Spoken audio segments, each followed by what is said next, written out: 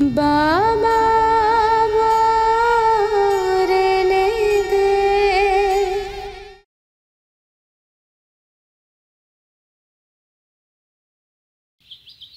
বিয়ের পর প্রথমবার নিজের মেয়েদের বাড়িতে এসেছেন,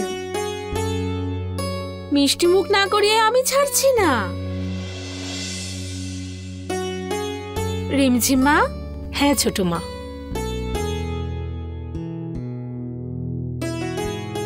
মাসিমা নিন। না না মা, থাক, আমরা এক্ষুনি জলখাবার খেয়ে এসেছি। আঙ্কেল আপনি তো নিন। না মা, পরে খাচ্ছি। আরে কি দাদা, আপনি পুরনো নিয়ম কানুন এখনো মেনে চলেছেন যে মেয়ের বাড়িতে জলটুকুও খাবেন না আপনি?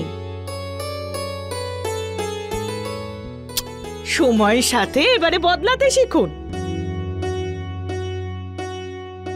এটা পরি আর কোমলের শ্বশুর বাড়ি নয়, ওদের নিজেদের বাড়ি। আমি ওদের দুজনকে বৌমা ভাবার আগে নিজের মেয়ে ভাবি।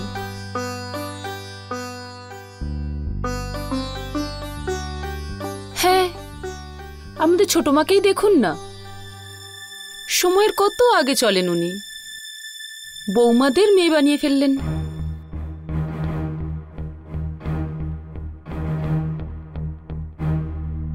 আরে ওই দেখো, পরি এসে গেছে।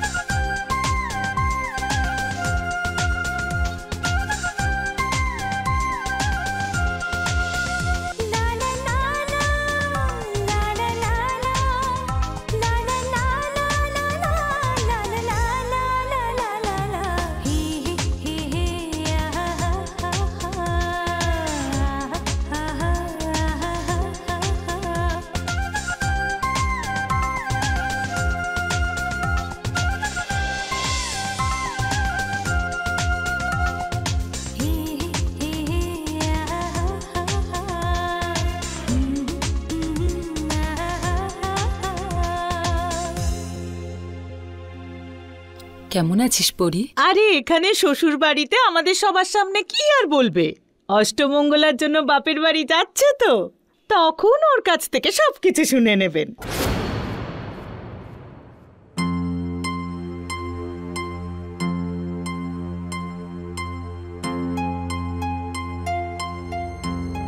এতে বলার কি আছে? ও যে ভালো আছে সেটা ওর মুখ দেখেই বোঝা যাচ্ছে।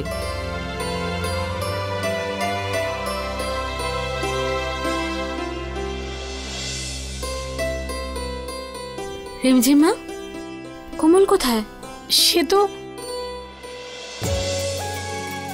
চলে এসেছে কোমল বৌদি।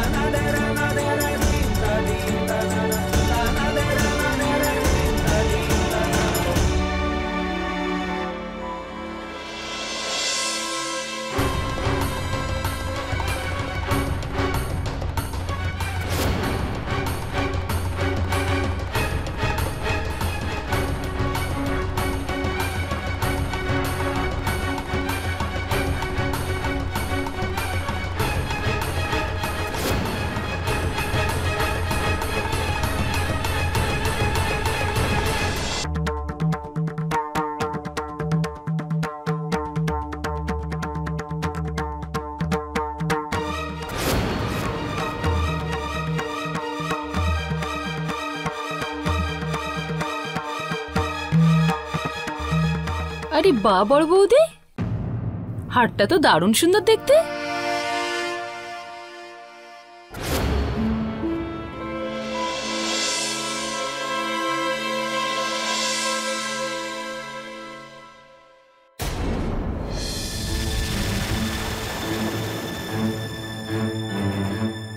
আসলে কাল রাতে বিহানবাবু আমাকে দিয়েছেন। দাদা দিয়েছে?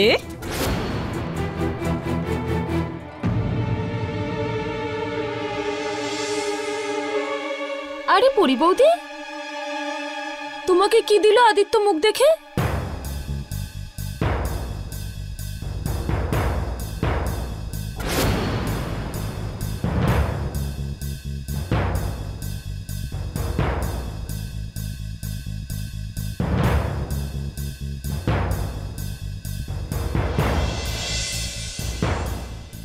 কি হলো মা? তোমাকে কি কিছুই দেয়নি আদিত্য?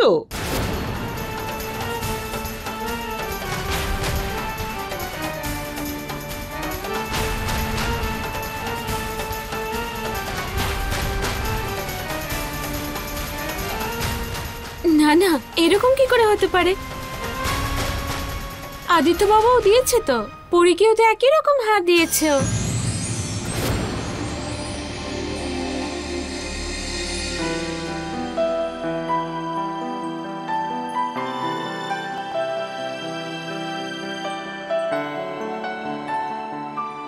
তাহলে পরি বৌদি তুমিও বড় বৌদির মতন ওটা পরে নিতে পারতে।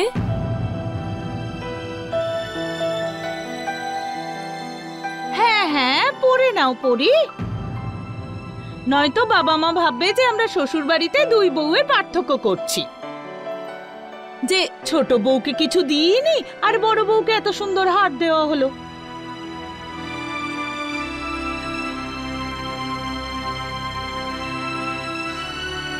পরিমা, যাও তুমিও গিয়ে পড়ে এসো তো। হ্যাঁ হ্যাঁ মা, কেন? কোনো কারণ নেই, তাও আমি বলছি কারণ আজ তুমি ওটা পড়লে আদিত্যরও খুব ভালো লাগবে।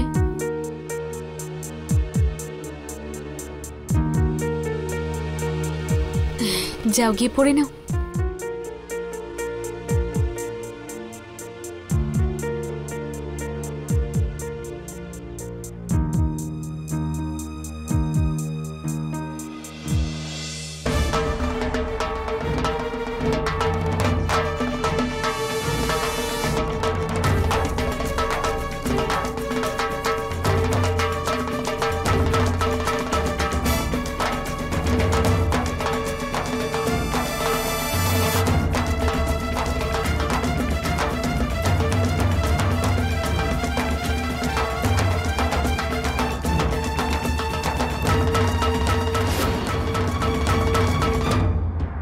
কি মাটি দিয়ে তৈরি তোতলাটা? আরে আমি কোমলকে নিয়ে ওর মনে এতটা বিষ ঢাললাম, তারপরে ওকে অত সুন্দর হারটা দিল। আর আর ওই আদিত্য হার তো কি, হারের কোনো অংশটাও দেয়নি আমাকে। শাশুড়ি মা যদি দিয়ে থাকেন তাহলে এই হারটা কোথায় গেল? কোথায় গেল হারটা? তোমার হাতে কিছু আছে? হাতে কিছু নেই তো। কোথায় গেল ওই হারটা?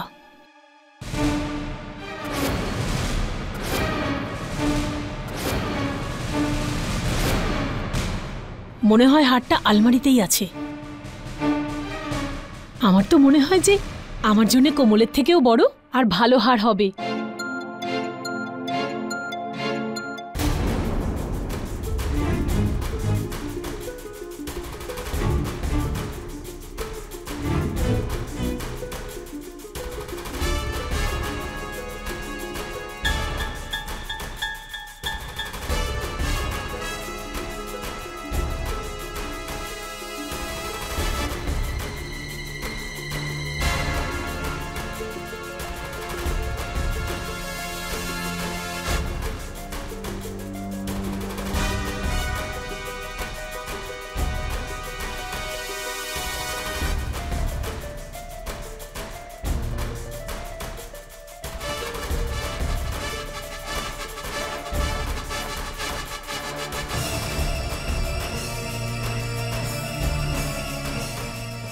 ওই হারটা তো এখানে নেই, তাহলে গেল কোথায়?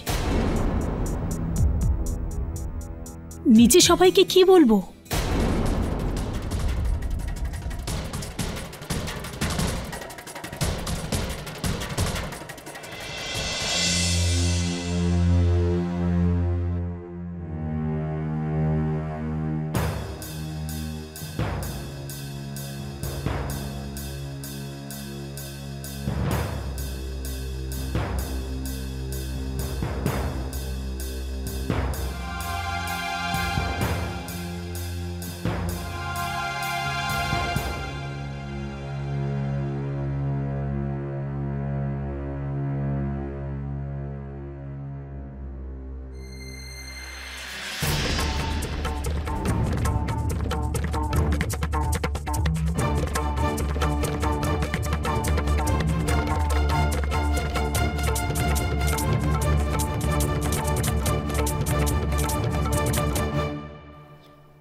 পরি বৌদি, তুমি হারটা কেন পরে এলে না?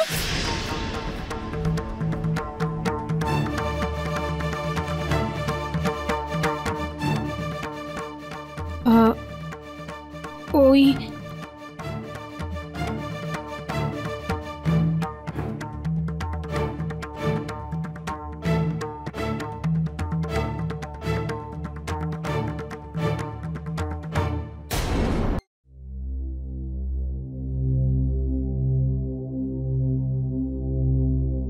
কি হয়েছে পরিমা? তুমি ওই হারটা পরে এলে না কেন? ওই মা, ওই হার ভেঙে গেছে।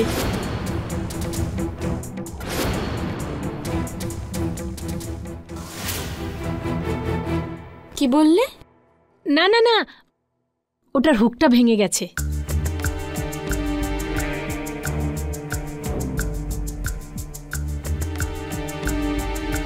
আসলে কি হয়েছে, কাল রাতে ও হারটা যখন আমাকে দিল, আমি খুব আনন্দ পেয়েছিলাম, আর তখনই আমি হারটা পরে ওকে দেখিয়েছিলাম। তারপরে কি জানেন তো, ওই হারটা খুলতে আমি ভুলে গেছিলাম, আর সেইভাবেই শুয়ে পড়েছিলাম। তারপর মনে হয় যে ওটা কোনো কাপড়ে আটকে গেছিল আর লুজ হয়ে গেছিল। কারণ এখন যখন আমি পরার চেষ্টা করলাম তখন হুকটা ভেঙে গেল।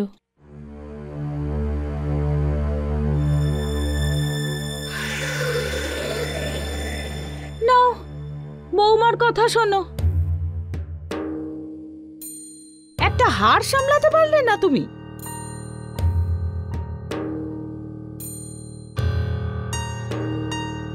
দিদা, এই ব্যাপারে আমাদের বড় বৌদি কিন্তু খুব লাকি। বেশ মজবুত তো দেখছি ওই হারটা।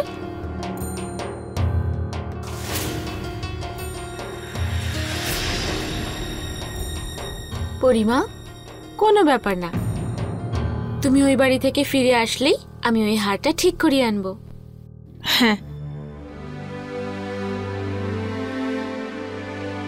এবার আমাদের অনুমতি দিন দিদি, ওদের বাড়িতে পৌঁছে আমাকে অফিসেও যেতে হবে। চল আয় মা।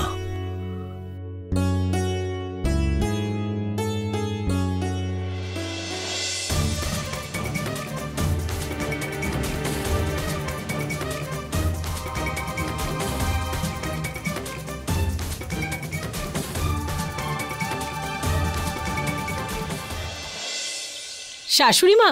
আরে তাকে কোনো অ্যাঙ্গেল থেকে শাশুড়ি মা মনে হয় না, এইটুকু গুড়গুড় করছে তো। আরে ওইটুকু হাইট আর সবসময় বড় বড় কথা বলে। পরি,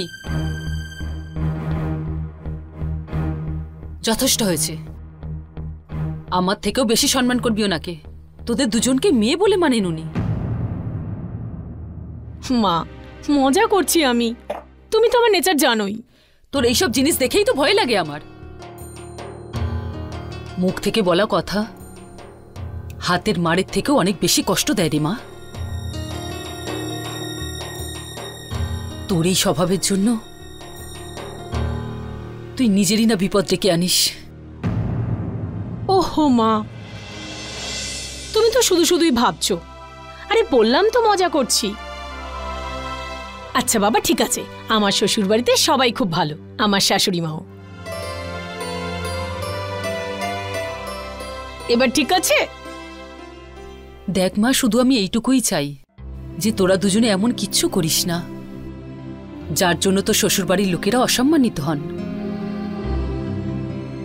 ওহো মা, সমস্ত জ্ঞান কি আমাকেই দেবে নাকি ছোট মেয়েকেও কিছু বলবে? তুই ওকে বলতে দিলি কোথায় আমায়? আয় মা, এদিকে আয়। হ্যাঁ মা। তুই বল, তুই ওখানে খুশিতে আছিস তো? হ্যাঁ মা, খুব ভালো আছি। ওরা সবাই খুব ভালো।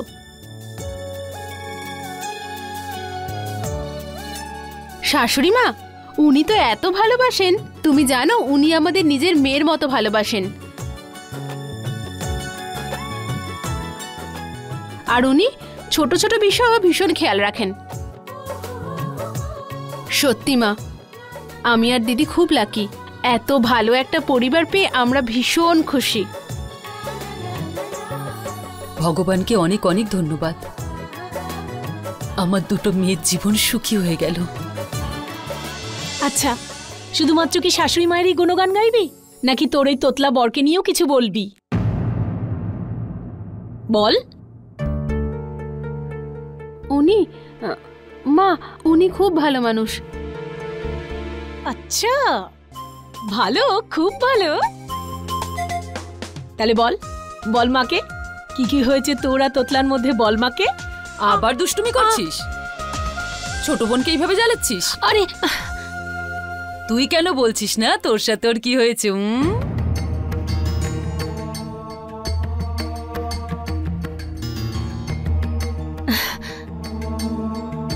আমারও তো খুব ভালো। আমি তো গিয়ে ওকে মুঠোর মধ্যে নিয়ে নিয়েছি। এবার থেকে মিস্টার আদিত্যলাল তাই করবে যা ওর ওয়াইফ পরি ওকে বলবে। তাই নাকি? রিয়েলি মা, ও খুব ভালোবাসে আমায়। ভালো তো বিহানও কম বাসে না আমাদের ছোট মেয়েকে। বিহানের মনে তার স্ত্রীর জন্য কতটা জায়গা, সেটাতেই হারটা দেখেই বোঝা যাচ্ছে।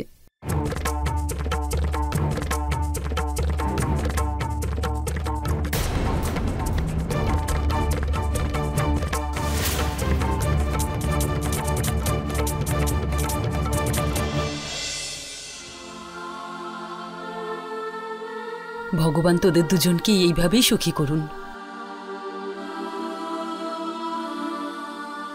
এত সম্মান আর ভালোবাসা পা তোরা শ্বশুর বাড়িতে, কখনো যেন আর মায়ের কথা মনেই না পড়ে।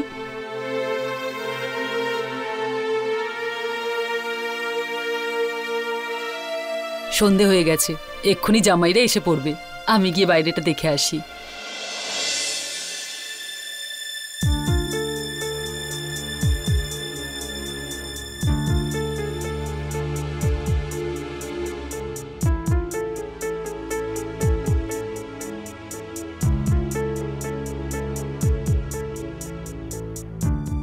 একটা কথা বল কোমল, তুই মাকে মায়ের কাছে মিথ্যে কথা বললি কেন?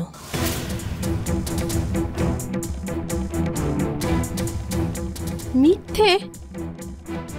দিদি, দিদি তুই কি বলছিস?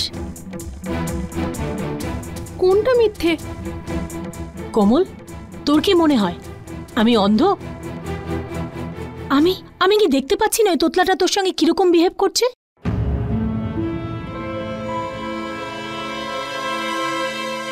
তোর সঙ্গে ভালোভাবে কথা বলো তো দূর, তোর দিকে একবারও তাকিয়েও দেখে না।